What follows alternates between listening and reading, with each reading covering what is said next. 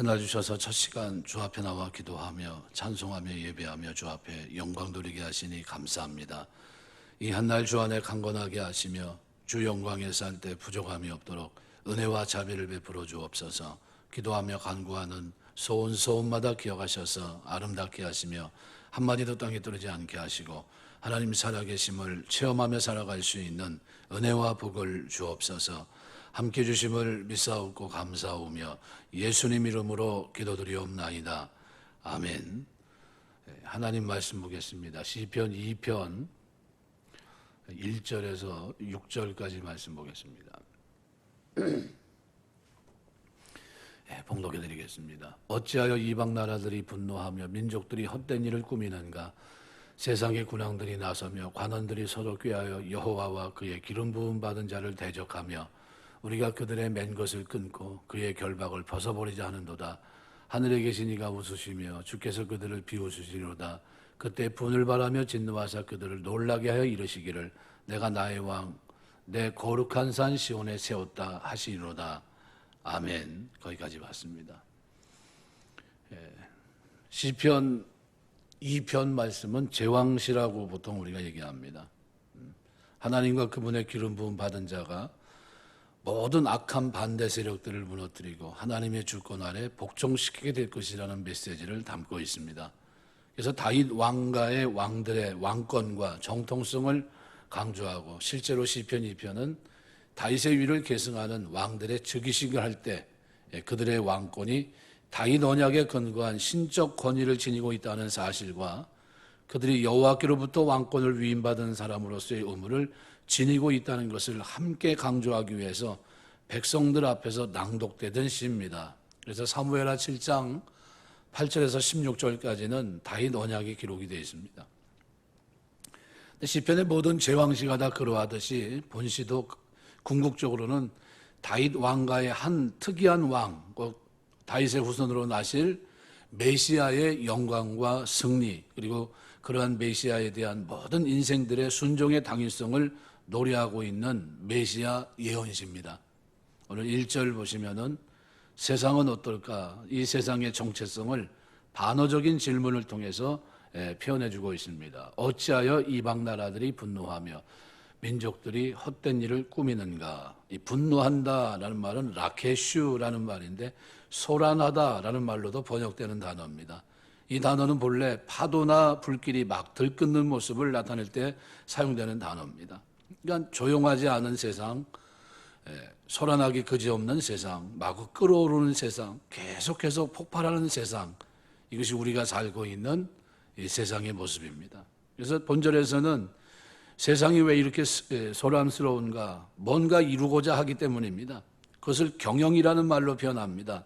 이 경영하다는 말은 무엇을 이루기 위한 모든 행사입니다. 무엇을 계획하고 확장하고 조직하고 만들어내는 모든 행위가 경영입니다. 그런데 본절은 세상이 그처럼 소란스럽게 경영하는 모든 것이 다 허사다 이렇게 말씀합니다. 그러니까 세상 사람들은 요란하게 끊임없이 움직이고 바삐 뛰고 있습니다. 뭔가를 만들어내고 조직해내는 것처럼 보입니다. 그런데 결국은 허사다 하는 겁니다. 달리 말하면 무의미로 충만한 것이 세상입니다. 무의미한 세상. 이것이 우리가 살아가는 세상의 정체입니다. 그러면 왜 이 모든 일이 허사가 되는 것일까? 그것은 이 세상의 모든 일은 근본적으로 썩어질 것을 위해서 일하기 때문입니다. 이 세상의 모든 것 가운데 영원한 것은 단 한 가지도 없습니다. 이 세상의 모든 것들은 다 유한합니다. 심지어 세상조차도 언젠가는 사라질 것입니다. 이처럼 썩어질 것을 위해서 하는 일들을 어찌 의미 있다고 하겠고 또 어찌 허사라고 하지 않을 수 있겠습니까? 그러므로 허무감을 느끼는 것이 당연한 겁니다. 물론 우리가 육신을 가지고 있는 이상 육신을 위해서도 이런저런 일을 해야 합니다. 하지만 육을 위한 일이 우리의 경영의 최종 목표가 돼서는 안 된다는 거죠. 우리는 영원히 썩지 아니할 하늘의 것을 구해야 됩니다. 하늘의 기업을 위해 모든 일을 경영해야 됩니다. 시편 127편에서 시인은 여호와께서 집을 세우지 아니하시면 세우는 자의 수고가 헛되다 그랬습니다. 하나님 없이 하는 모든 일은 다 허사에 불과합니다. 그러므로 우리가 세상을 쫓아 허사를 경험하지 말고 하나님을 쫓아 영원한 기업을 세워나갈 수 있는 저와 여러분 되시길 주의 이름으로 축원합니다. 요한복음 6장 27절 보면 썩은 양식을 위하여 일하지 말고 영생하도록 하는 양식을 위해 하라. 이 양식은 인자가 너희에게 주리니 인자는 아버지 하나님의 인치신 자니라. 두 번째로 세상 경영은 근본적으로 하나님을 대적하는 일에 맞춰져 있습니다. 우리 1절에 보면 세상의 경영은 하나님과 그의 기름 부음 받은 자를 대적하는 일에 모든 초점이 맞춰져 있음을 알 수 있습니다. 2절 말씀에서는 세상의 군왕이나 관원들은 세상을 대표하는 인물들입니다. 그런데 그들이 서로 꾀하여 하나님과 그 기름 부음 받은 자를 대적한다 그랬습니다. 우리 1차적으로는 제왕시지만 궁극적으로는 메시아 예언시라 그랬습니다. 따라서 본문은 1차적으로는 이방 민족들이 하나님께서 기름 부어 세우실 왕인 다윗과 그의 왕국을 대적하는 것을 나타낸 겁니다. 궁극적으로는 세상의 메시아 그리스도를 대적할 것을 예언한 겁니다. 예수께서 세상에 계실 때 세상의 군왕과 관리들이 어떻게 예수님께 대했습니까? 대적하기 위해서 서로 꾀합니다. 총독 빌라도, 헤롯왕, 산헤드린 공의회, 유다 관원들 모두가 다 똑같이 하나였습니다. 총독과 빌라도는 본래 원수관계입니다. 산헤드린과 헤롯왕도 별로 사이가 안 좋았습니다. 빌라도와 산헤드린도 마찬가지입니다. 그런 그들이 예수 그리스도를 잡아 죽이는 데 있어서는 친구가 되었습니다. 이처럼 세상은 하나님과 그의 기름 부은 자를 대적합니다. 왜 그렇습니까? 그것은 세상이 죄로 오염되어 있기 때문입니다. 태초 인간의 타락은 모든 사람들로 하여금 죄 가운데 놓이게 있고 그처럼 죄 가운데 있는 사람들은 그 마음이 부패해서 선을 싫어하게 됩니다. 그런데다가 이 세상에는 하나님을 대적했다가 하늘에서 쫓겨난 하나님의 원수 사단이 공중권세를 잡고 타락한 인간을 위해 강력하게 역사합니다. 따라서 이 세상은 근본적으로 하나님을 대적할 수밖에 없는 그런 구조입니다. 하나님과 그리스도 및 그의 복음에 대한 세상의 반역과 대적은 언제나 있어 왔고 주님이 다시 오실 날이 가까울수록 그 정도는 더욱 심해질 겁니다. 따라서 하나님과 그리스도를 믿고 세상의 삶의 원리를 거부하고 그리스도의 복음을 삶의 지표로 삼는 오늘 우리 성도들의 고난은 필연적일 수밖에 없는 겁니다. 마태복음 24장 9절에서 13절까지 기록대로 마지막 때 반드시 핍박이 있을 것을 말씀합니다.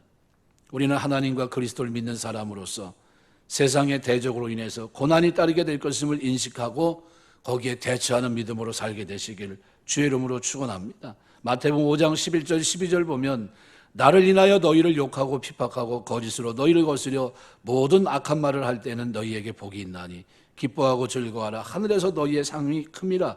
너희 전에 있던 선지자들을 이같이 핍박하였느니라 그랬습니다. 여러분, 세상 경영이 근본적으로 하나님을 대적하는 일에 맞춰져 있습니다. 그래서 세상이 우리를 대적해요. 그러면 이 일은 온전하게 끝나겠나? 그렇지 않습니다. 오늘 3절 4절을 보면 하나님을 대적하는 자들이 하는 말이 나옵니다.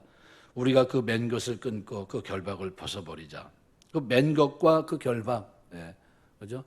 맨 것, 그의 결박을 벗어버리자는도다. 근데 하나님은 어떻게 해요?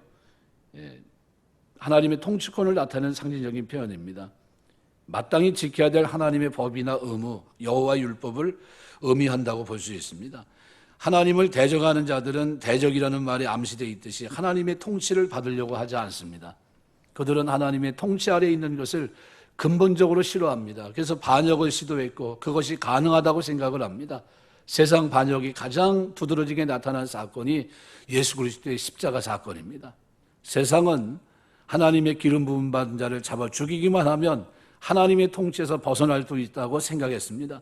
더 이상 하나님의 지배를 받지 않고 자기들 마음대로 할 수 있는 세상이 올 수 있다고 생각했던 겁니다. 자기들이 무슨 짓을 해도 하나님의 심판을 받지 않을 것이라고 생각했습니다. 그래서 그들은 공모했고 하나님의 기름 부은 자를 붙잡아 십자가에 못 박아 죽입니다. 그리고 승리를 확신했습니다. 과연 그러면 자신들의 목적을 이루었는가?